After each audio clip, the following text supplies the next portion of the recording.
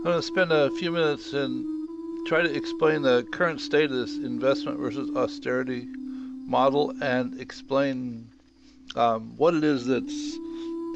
currently weighing heavy on my mind and a little insight as to the things that I already understand have to be added later as soon as this particular version gets sorted out. So this model itself starts out with a stock called employed dollars, and this is sort of an agglomeration of people and dollars as opposed to talking about employed and unemployed. It's all lumped together, aggregated together, so I can simply think about the dollars which employed people have, which they can spend, and then I realize that they can in fact spend either take that money out of circulation, they can put it in the bank, or they can simply hold it someplace, or they can use it to pay down debt. But whatever they do with it, other than actually spend it to purchase things, takes it out of circulation, which I'm considering to be the economy, which contributes to the GDP. So there's some portion of these dollars that get extracted from the system, and then there's a much larger portion, hopefully, that ends up being spent to create demand. And this is just a variable to control what portion of those dollars are extracted and which portion are spent to create demand. The portion that's spent to create demand represents demand dollars, and that is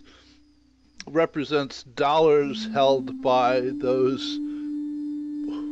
or organizations or companies or people that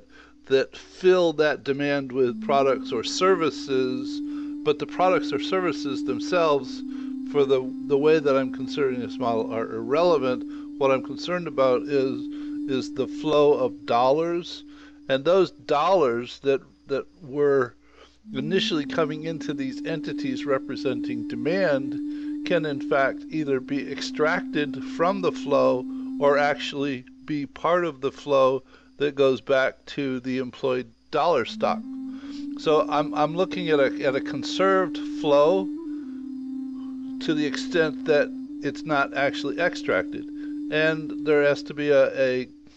similar kind of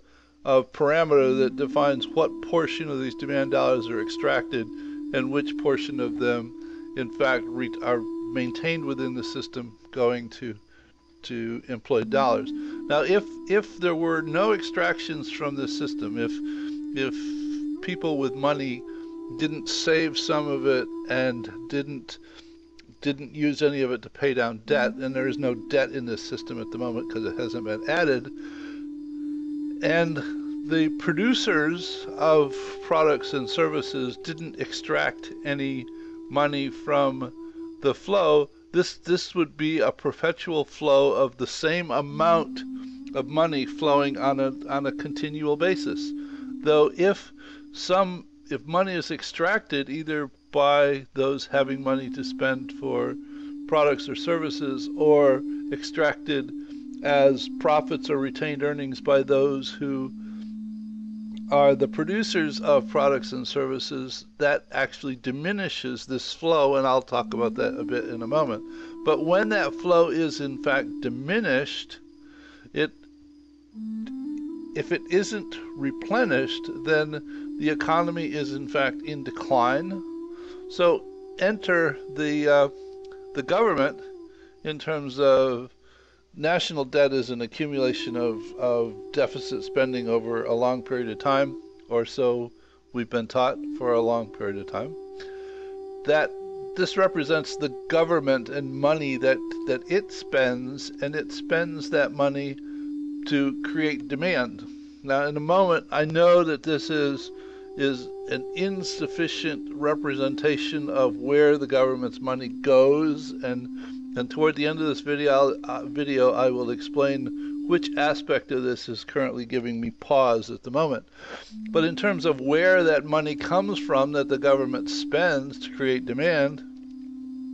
it taxes the producers of products and services that hire people, and they are taxed in multiple different ways: federal income tax, social security tax, Medicare tax, a whole bunch of different taxes. And employees who earn money are in fact taxed: federal tax, payroll, social security tax, Medicare, all the taxes. But all right, and then I need a couple of variables to in fact define the portion of this stock that flows in taxes and a portion of this stock that flows in taxes, and that has to be subtracted from the e-spending the same way that the extracted portion is over here, or the way that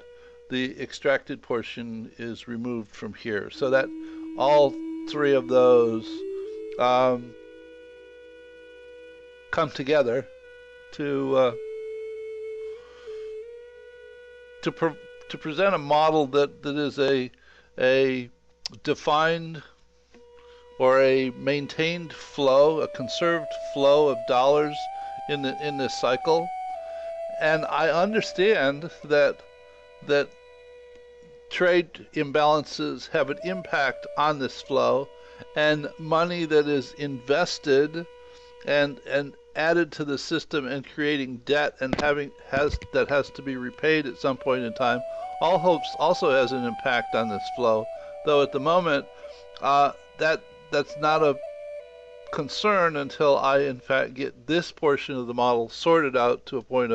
of comfortable understanding. What I'm currently trying to figure out at the moment is, I know that government spending doesn't all go simply to create demand dollars. Now, the money that it spends on defense contracts, direct purchases of things, in fact, create demand dollars. It also employs people so that it spends employed dollars, which can be extracted from the system in terms of being used for savings or paying down debt or other things. And it also has another type of spending, which is for social programs such as Social Security, which doesn't and the individuals who receive those funds don't seem as though they go in this bucket of employed dollars, because they're not employed, though they have money from the government that they can spend, a portion of which they can in fact extract. So I'm currently wrestling with whether or not it's appropriate to complicate this model or increase the complexity of the model by adding 2 additional government spendings and another stock to accommodate those aspects. I'm currently at a point where I sort of think that is in fact the case, though it will come to pass shortly. Now, the national debt deficit spending component that's here, it's included in the model because I in fact want to show that this concept is in fact flawed, because if we treat it the way that we have been taught that it functions, the whole economy simply can't function. So though I'll take that up in the second video, I want to go ahead and leave this video is just a description of the model, and I'll go ahead and create another video that actually walks through and shows some of the interactions of these relationships. So hope this helps. Take care. Bye.